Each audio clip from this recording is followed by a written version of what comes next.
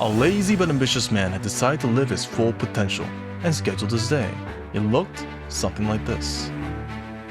But when he actually tracked his day, it looked something like this.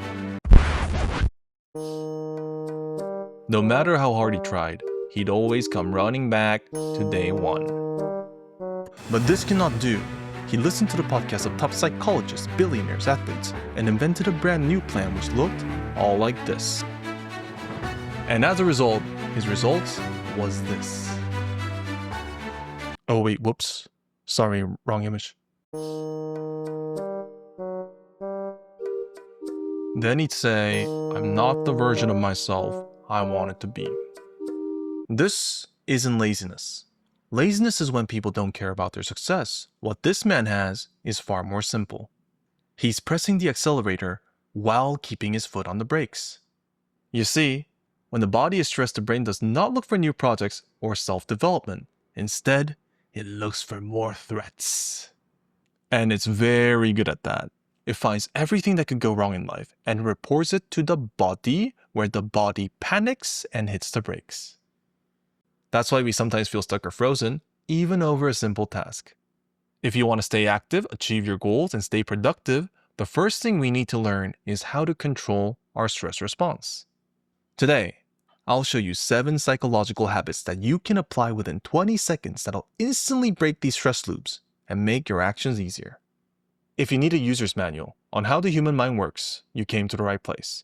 Now, let's jump into habit number 1. If an employer told his crew there's no pay for the job, they'd immediately pause and go on a strike.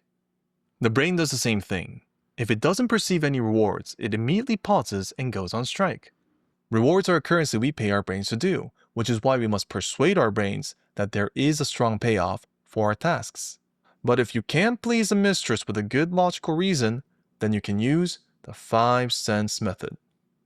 Tasty drinks, enjoyable music, sweet aroma, smooth touches, and awesome visuals. By stimulating these senses, you're essentially offering a down payment to your brain to work until the big reward arrives.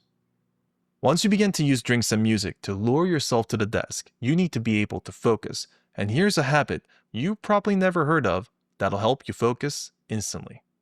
What our man does is he preheats himself before work by reading emotional stories. And in his case, he'd begin with the tragedies. Here's why. Odysseus returned home after 20 years, and his dog was there at the gate, wagging his tail to be the first to welcome his master home. Now, compare the emotion that you felt with this one. King Lear held his daughter's corpse, howling, "Never, never." Pressing a mirror to her lips, he knows yet does not know that she is dead.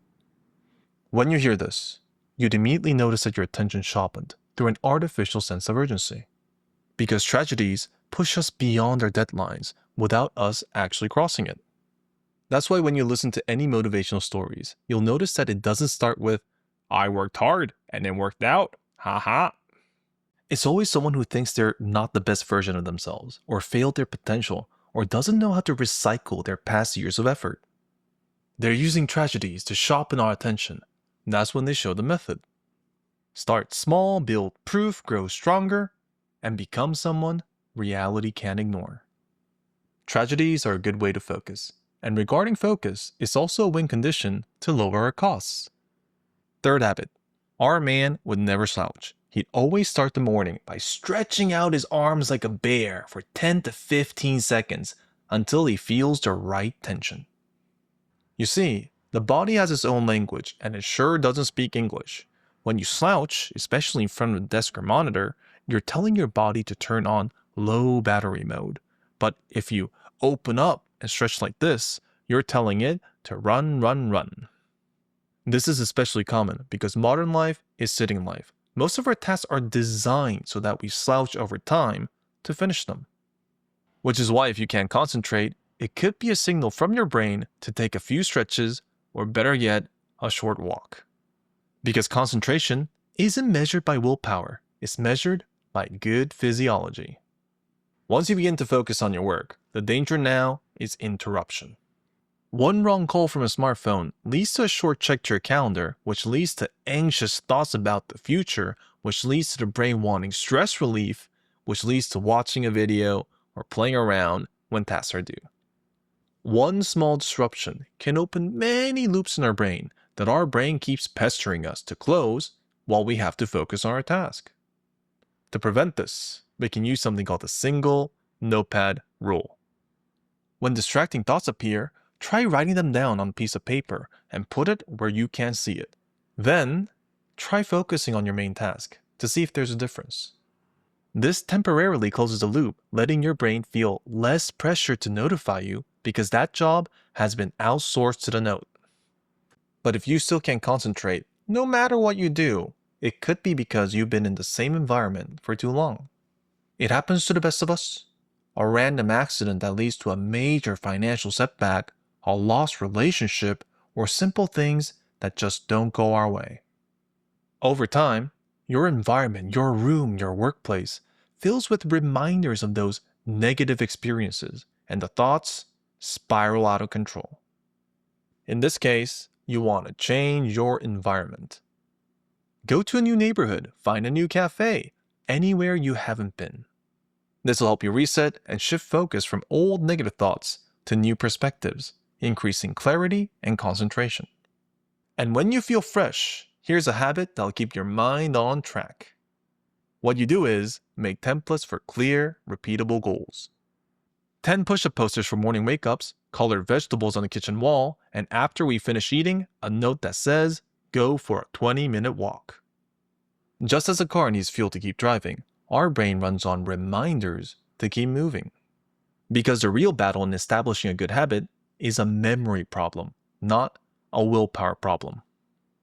And finally, the most important method of gaining energy, motivation, and inspiration. The reason why successful people are so successful is because they allow others to inspire them. There are people in the world who have done amazing things and already figured out how to solve most of the problems we're going to face. When you hear brilliant ideas, it feels like a light bulb turned on. Suddenly, everything makes sense and you know exactly what to do. So never forget, keep searching for new people. Let yourself be influenced by others. If you use that to build your momentum, success will feel inevitable. Here's a bonus secret that helped me think more long-term. Athletes train for 10 plus years. Some of them start at the age of 6 to 10. Some start at their late teens or early 20s. But none of them gets paid a dime. 10 years in the shadows without recognition. They wait for that one event where they can shine. Because they know it. They know that there's a day in their calendar where all their efforts are going to shine in front of everybody. And that's the same with us too. It may be hard to see the benefits on day 1 or day 100, but all the hard work you're putting in today will lead to that one moment where all your efforts will pay off. So keep pushing forward, and I'll see you at the top.